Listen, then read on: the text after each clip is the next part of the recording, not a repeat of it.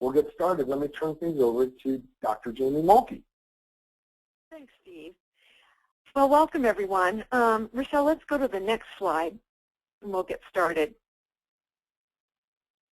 Let's talk about the social media party. This is a party that everyone wants to be on the A list for. We know today that everybody wants access to instant, small bits of information. They want to be the one to get credit for sharing and resharing of information. And we also know that social media sites, by their very nature, allow you to share and reshare. You get recognition, you get an ego stroke every time someone likes what you sent, or every time you reshare something or post something. From a cheating perspective, this is a huge advantage because these individuals who are trying to cheat are scooping up this shared information. And this gives them easy access to stolen content and, again, an unfair advantage for high-stakes exams. Let's go to the next slide. Today what we're going to discuss are how information is structured and disseminated through social media, how people gain access to stolen test content, and how they spread this information quickly. Lastly, what we'll talk about is things that you can do to preempt this activity to reduce the item exposure and preventing these cheaters from gaining an unfair advantage. Rochelle, let's go to the next slide. So how do we know that this is a problem? Well, as recently as 2 weeks ago, there was a professional cheating service that was caught on camera selling test papers to students. And these type of freelance services sites, they pop up on the internet all the time. There's dozens and dozens more every day that pop up. And these test takers are turning to them to not only complete their coursework, but to also cheat on exams. Rochelle, let's go to the next slide. So how big is this problem? Well, as I mentioned, social media by its very nature is really designed to share information and to find out what's going on right now in the world. People are talking about their lives, they're sharing pictures, they're sharing events, and their experiences every moment of every day. What we've got here, this is the list of the top 10 most popular social networking sites. And this came out in May 2014. As you can see at the top of the list, Facebook has over 900 million unique monthly visitors. Twitter, right behind them, is at 310, and even the Russian site, hopefully I pronounce this well, Kamchatka, it's up to 80 million. I mean, they make the top 10 list. And I like to think of these sites as like a fast-moving river. You know, they sweep away anything in their path.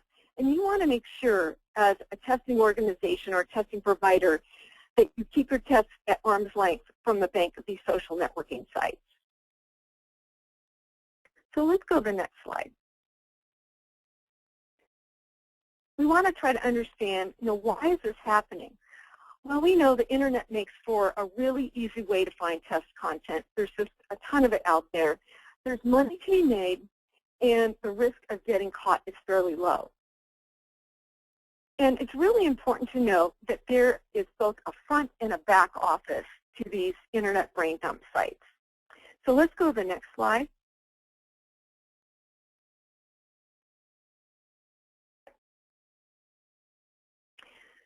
The back office is where the test content is collected, traded, and sold. Before your exams make it to the internet, there's some back office horse trading that goes on to collect test content. And there's a few ways that we know of that exam exposure happens. So first of all, it can happen before the test is actually released. It could also happen after the test is released. So before, what happens, things like SMEs selling the items to brain dump sites.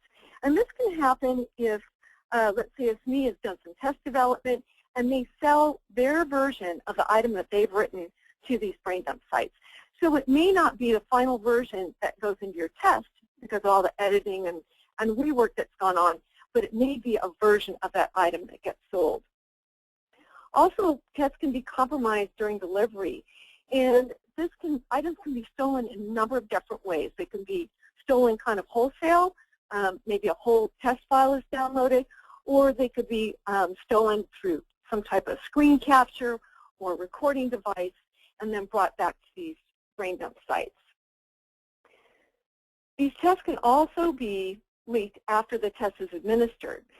There are test center scalpers, and these are individuals that are going to hover outside the testing center and try to glean as much information from test takers about what they can remember about the test that they just took. These brain dump sites also hire veteran certified experts. So these individuals may go in and take a test multiple times, again, remembering as much as they can about the test so that they can regurgitate it to these brain dump sites. Now, there's probably not much we can do about the back office, but the front office is something that we can take care of. So let's talk about the front office a little bit, what happens there. This is where the internet is fueled by social media. The front office is where the exchange of test content actually goes viral with test taker communications. Once cheaters have the test content, they're immediately spreading the seed of information, and the exam is exposed through social media sites 100 times in a matter of minutes and 1,000 times in as many days. And the organized illegal test prep sites are waiting like vultures to cash in. So let's go to our first poll question. All right, Jamie, I'm going to launch it right now. And this question is, does your testing program have a system in place for monitoring social media for exposure of your test content? And we'll take just a minute and let people respond. So please go to your screens, and we'd love to get your feedback here. Jamie, we've had 3/4 of the attendees respond already. So I'll keep it open for just a moment longer. I'm going to close it. I'm going to share the results, and pretty interesting. So it looks like, yeah, most of the folks on the call, you know, don't really have a system in place to be monitoring social media. All right, what I want to do now is turn the time over to Jen, and she's going to talk about how people gain access and disseminate information through social media.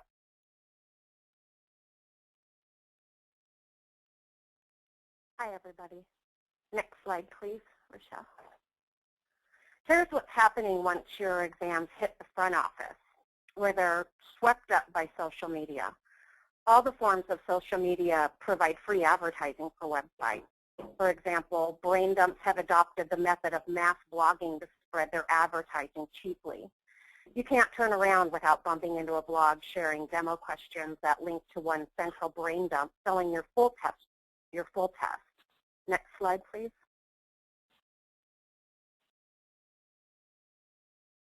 Brain dumps make a lot of money selling the same test questions over and over. They do this by posting ad spots on hundreds of blogs and on Facebook and on LinkedIn, Twitter, even Pinterest. Another way the blogs can increase their exposure is by manipulating their ranking order using search engine optimization. This is common practice as SEO targets a wide variety of search methods, including vertical search, blogs, video, image, discussion groups, and forums. All forms of social media are leveraged to spread advertisements to websites sharing and selling your test questions. Let's go to the next slide.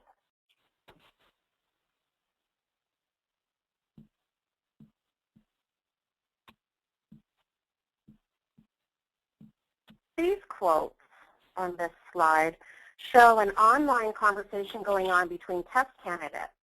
It's confirming that the brain dumps help them pass their exam. So as we know, people love to blab about how successful they are, even if it's admitting that they're cheating. Next slide.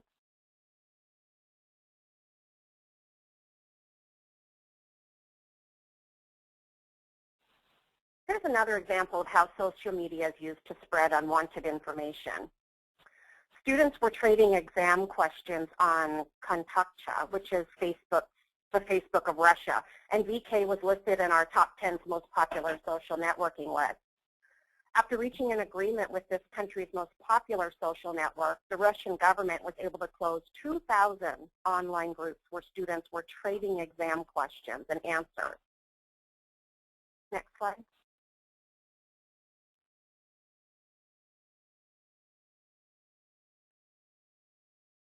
In this case, students at more than 240 California schools posted pictures on social media websites while taking their standardized test.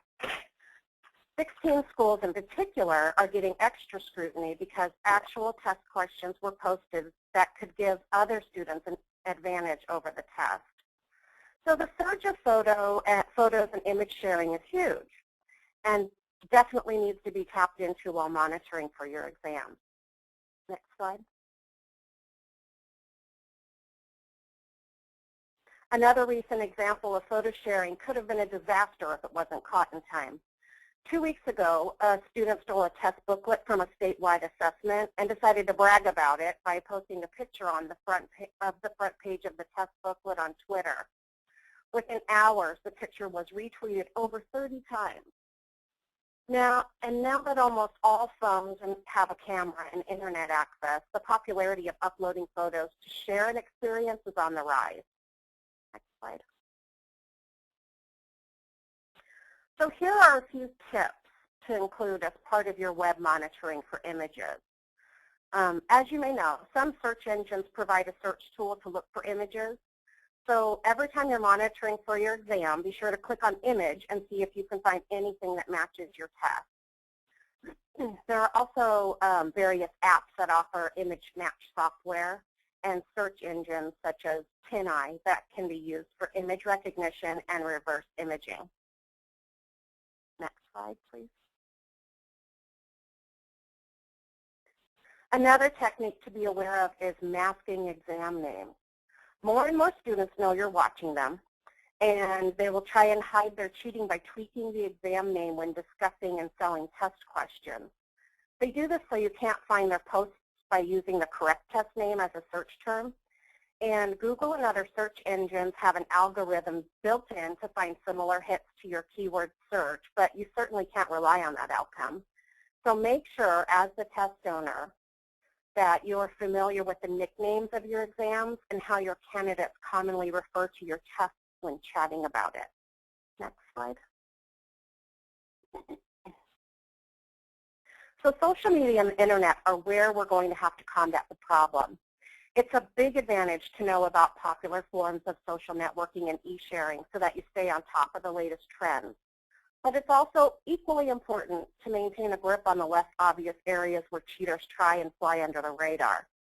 One way to do this is to start building relationships and become very familiar with your testing program's boards, discussion groups, blog posts, tweets, YouTube videos, anywhere where people chat or share images on the internet about your test. Use your best detective skills. These social network sites are full of clues you can collect about the people who frequent them. Next.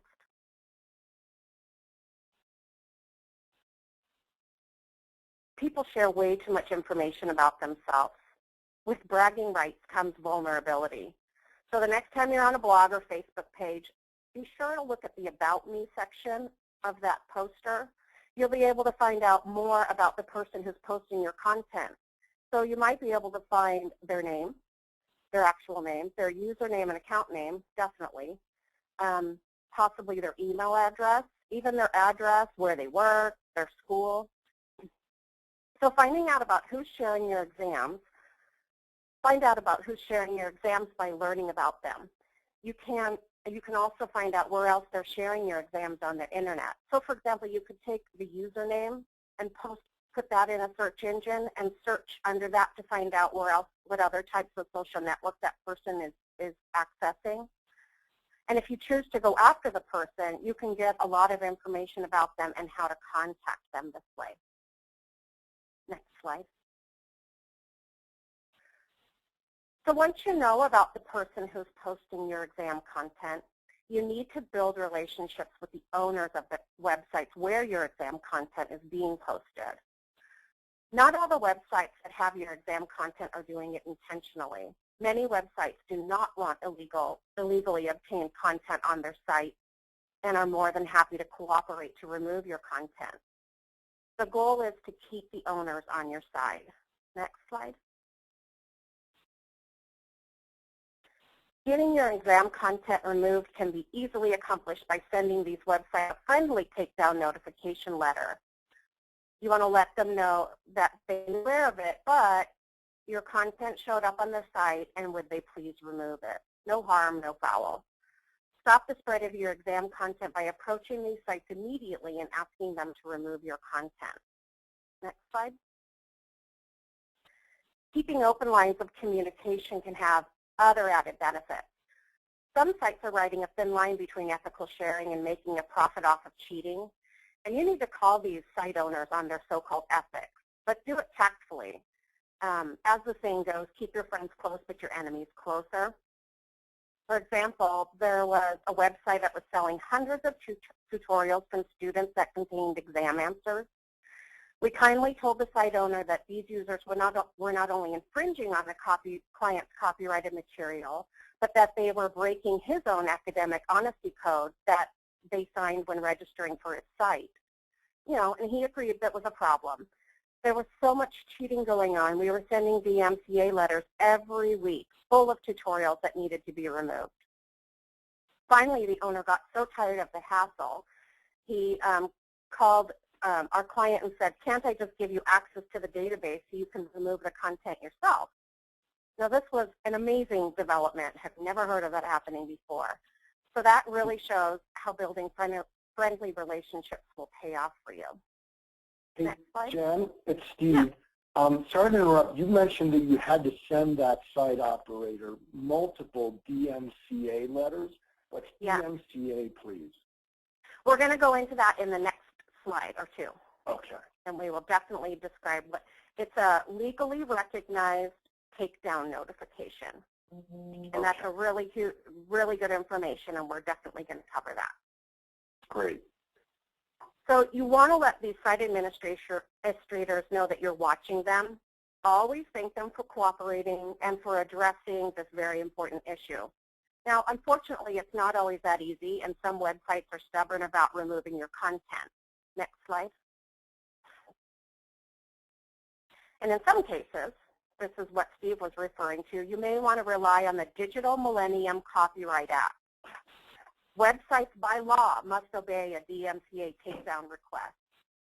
Be sure to send a letter to websites' registered owners as well as the host of the website. Sometimes you have to send a letter several times, but if the website owner doesn't comply, the host can shut down the entire website. And of course, no website wants that to happen. Next slide. This is a list of a DMCA takedown notice following criteria. So every letter, a DMCA that you write must meet the following criteria. It must be signed, and you must be the copyright owner or an authorized representative of the owner. 2, you must identify your copyrighted work. This can be done by listing the exam titles, or you can provide a link to your website where the work is being displayed. 3, include sufficient information so that the copyright agent can identify where the infringing content is being made available without your permission, such as the direct URL. You must include you must include the contact information, and email is sufficient. You can include your address, but email is sufficient.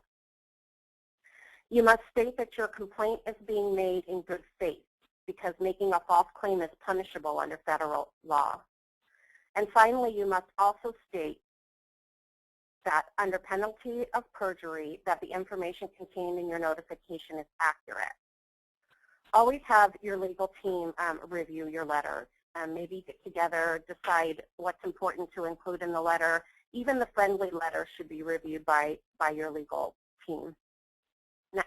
Next slide. I think we're actually at a poll question, Steve. That's right, Jen, we sure are. And that is great information on the Digital Millennium Copyright Act. So I'm going to launch the poll, and it reads, do you use DMCA, Digital Millennium Copyright Act letters to contact sites for content infringement issues? So this will be interesting. I hope many of you do. We've got about half of the folks have responded. We'll leave the poll open for a few seconds longer. I'd like to get about 3/4 of the attendees or so.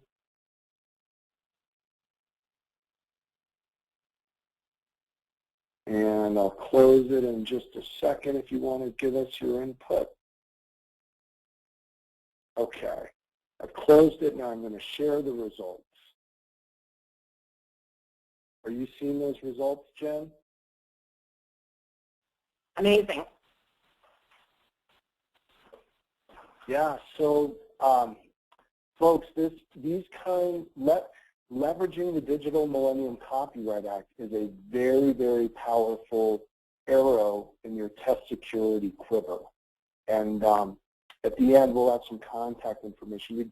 We're happy to share more information with you how you can use this very powerful tool. So let's see, I need to close this. I'll hide it. And now we're back to you, Jen. Actually, it's back to me. Back to Jamie. Oh, back to Jamie.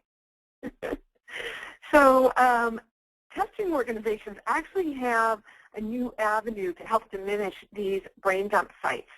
There's an agreement that payment providers, they have some new best practices that they put in place, and this is particularly to Visa, MasterCard, American Express. And what they've done is that they now have an email address posted on their website when a testing owner or somebody else finds infringing content on a site. So this is a way to help to let these sites know that the payment providers are not going to support the sites that have these infringements. And this is kind of nice because these brain dump sites where they were using PayPal in the past tend to have now gone to these other payment providers. So let's go to the next slide and we'll talk about the things that you need to provide to these payment providers in order for them to address the infringing material. You want to make sure that you provide the web address where the content is being sold, the location, the actual location of the offending material on that site. And specificity is really important, especially if this website that could be hosting content that's non-infringing. So we have to get specific about what's being infringed upon. And you want to show the evidence that your material is being used by the infringer. So some type of screenshot featuring the processor's logo will do. Let's go to the next slide, please.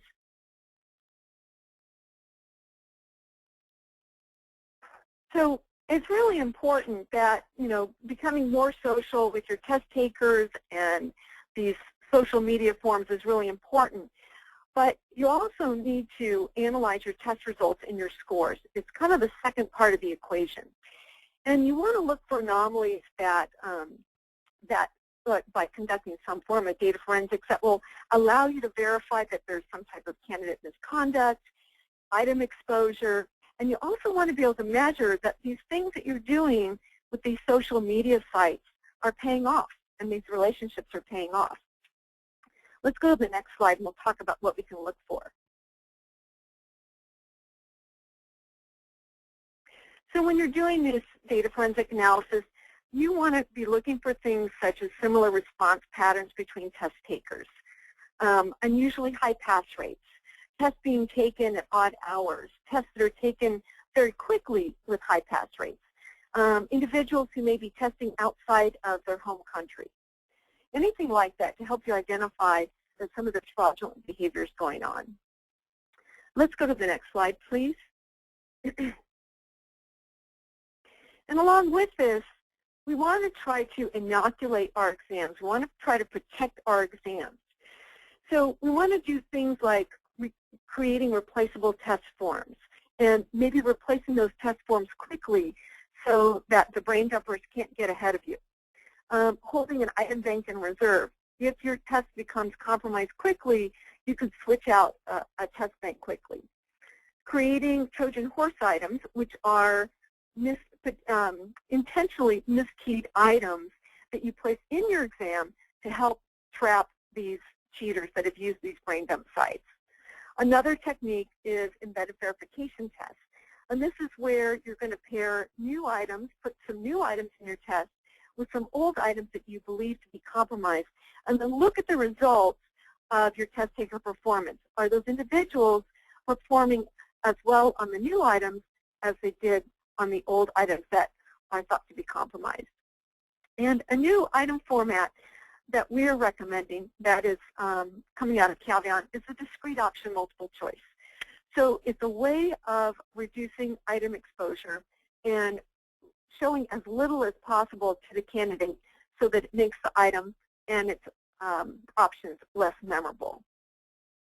Let's go to the next slide.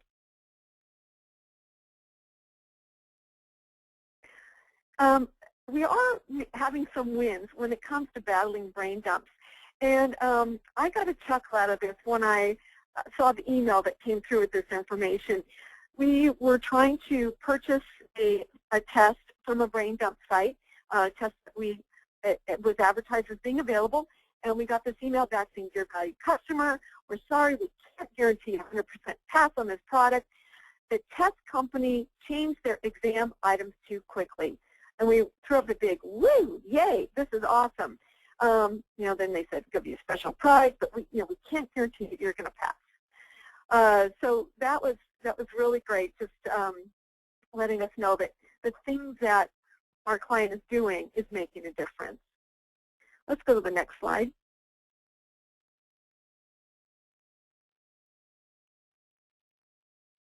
Now, Jen talked about this earlier, where there were some individuals that were talking about the information that they gained from a brain dump site and saying, "Oh yeah, this information is so good. I've got a 98% pass rate," and they're bragging about how well they did on the test. Well, as I mentioned before, when we triangulate and use some data forensic analysis work along with monitoring of these internet sites, we can really catch people. And what happened in this instance is that we matched the names from the brain dump site from those individuals who were bragging about their passes with the results from the data forensics, and were able to invalidate their scores. Let's go to the next page, please. Next slide, please. So the point is, by using these multiple approaches to combat test theft and cheating, you can triangulate your results and feel confident about imposing those punitive measures for those individuals who've tried to gain an unfair advantage. Let's go to the next slide. And by learning where those virtual water coolers are, where people are socializing, where they're talking about their tests, and also looking at analyzing your test taker data and being persistent about developing relationships with forum owners and other social media sites, you can combat theft and fraud of your exams. And what I'd like to do now is just open it up for any questions that people might have.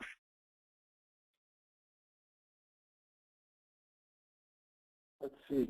So there was a question, and I want to make sure we address this one really clearly. What does DMCA stand for? And that, of course, is the Digital Millennium Copyright Act. That is regulation that gives sweeping power to copyright owners. There is a comment, and Jen, you can probably address this. The DMCA is powerful as long as the website with the content is U.S.-based. But are there similar kinds of acts in other parts of the world? Yes, some other countries have their own form of what regulates them, but they're a lot looser than our country. We, as a matter of fact, just go ahead and send DMCAs to the international website, and many of them comply because they don't want to be known for having stolen test content. So remarkably, we've had great success writing the DMCA letters to them anyway. It's just, again, a form of keeping the lines of communication open, being friendly, and everyone has a win-win. So yeah, and that's the whole nother webinar, is to discuss how to tackle the more stubborn international countries. Oh, good. That's a good idea. Here's a question. How do you determine the identity of someone, Jen, posting on a social media site? If you look at the About Me page on the social media site, oftentimes, I mean, of course, you're going to have their username. And sometimes the person will leave it, like on a blog, they might have their email address or their name or where they're from. And if you don't find it on that page, you can search for what you have found on that page, say their username. And if you put that in a search engine to search, you may find other blogs or social networking or other websites that that person is attached to that does have more information. It's a kind of an investigative process, but you can gather a lot of information by using the tools you have. Excellent, thank you. So it really requires sleuthing. You kind of have to put on your Sherlock Holmes hat and dig around until you can really find a nugget. Let's see, and Jamie, for you, in the last scenario, how were results invalidated without hard evidence and only data forensics involved? Doesn't that come down to policy and procedure? You know, it does, and that's part of it as well. I mean, the hard evidence comes from the data forensics. It comes from the social media site where these guys were bragging about their scores, but it also speaks to the policies that you have. What's going to be your threshold for invalidating a score, and it could be, a couple of things like a high score in a short amount of time.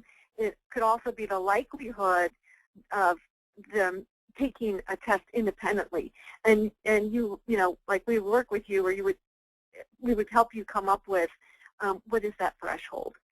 Where does that need to be? Where do you feel comfortable as an organization determining, what the conservative number is? Excellent. So it really, if your policy allows for invalidation based on almost anything, you don't necessarily have to have, well, I don't know what hard evidence would be. A proctor finding someone cheating, you don't have to have that as long as your policies are appropriately implemented. Right, and a lot of testing organizations will put in their policy statements that they use statistical analyses to determine indeterminate tests. So it tells a candidate right there, okay, we're looking at your scores. We're looking to make sure that the probability that you've taken a test honorably is reviewed. Excellent. Here's a question. Jen, do you know, has there been any pushback from legal teams of the test programs about sanctioning individuals based on their social media activity? You know? It's being discussed more and more, and each company is going to have, that line where they feel comfortable in approaching. Some companies are like, yes, let's, investigate everywhere. And you remember, these social networks are public information, so there's no harm, no foul with reading a person's blog or their Facebook page if they haven't set any of the privacy rights. We're not hacking in or digging in places that aren't open to the public, of course. And it reminded me with the last question, another way to approach someone if you can't find any other information on them is many of these websites that people have registered for in their About Me section, you can send them a personal message through that website. So again, use that to your advantage. Write to them and say, hey, remember you signed one of our, one of our non-disclosure agreements and you're in violation of that. Definitely reach out and approach people in any way you can.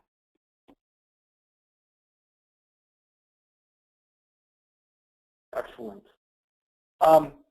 Here's a question. Does the ability to copyright register exams help take down compliance with DMCA letters. So I think, is it important that exam content be copyrighted in order to leverage the Digital Millennium Copyright Act? It definitely is in your favor and to your advantage to have your items copyrighted. Now, we realize that's not always cost effective for companies. And also you need to be aware that you are still protected by the DMCA if your items are not copyrighted because of the implied copyright. Now, that means because you authored it, it's your original work, it came from you, it's not anywhere else. You still have the right to protect your authored content. So you are still allowed to send it DMCA under that basis.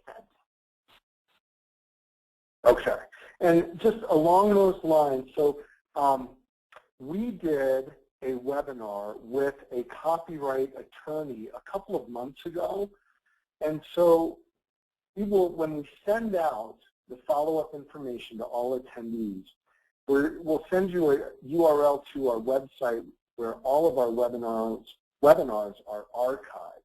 The slides and that presentation are recorded, and that attorney gave very useful information right along these lines. So please feel free to consult that as a resource for more information. Now, Jen, when you're poking around on social media, do you identify our client or Caveon, or do you use a false handle? Are you doing this surreptitiously, or are you? How are you poking around and sleuthing? We actually do come up with a hidden kind of an email that's not identifiable to our company or anyone else's company, and a username that's not identifiable because we don't necessarily, we kind of want to be sneaky. With the brain dumps, for example, we don't want them to know that, a trust security company is asking about their demo questions or asking to get more information. So I would encourage people just to protect yourself, unless you want to be overt and say, it's me, I'm watching you. But you could be a little clandestine and, get a Hotmail account for yourself and use that as your email address and come up with some little, username, nickname so that you can poke around without anybody spooking anybody or scaring them off. You can gather more information that way. Jen, I remember one of our clients was on a webinar, and he talked about doing both. He would engage in a forum as himself, the head of tech security for a large admissions program, and then he would also have a fake handle so he could kind of poke around and sneak around in disguise. So I think you might try both. Absolutely, and we absolutely do use both, especially on the forums during a test administration. We come on and say we're acting on behalf of our client, and just remember that you're not allowed to discuss the exam questions. No, it definitely helps because you want people to know that you're watching them, as well. I mean, it's obviously there's two different scenarios you have going on there. One, if you want to gather more information, stay clandestine, and if you want to keep that test content to a low roar, then let them know that you're watching. So there's one last question. And folks, if you've been part of the Caveon webinar series, you know we really strive to share useful information. These are not commercials. But here's a question, and it's not a plant, but can you recommend, Jamie, can you recommend how to set up a system for monitoring social media? Jamie, do you know any companies that would do that for you? Well, yes, I do. Yeah, I mean, that's something that Caveon can help with. We, as consultants, we work with you in figuring out what your goals are with your program, and then setting up a schedule that meets with, how often you're delivering your exams, what you believe your exposure to be, and then we'll work with you to implement that. Great. So that's the end of the questions, I believe. I'm just looking through.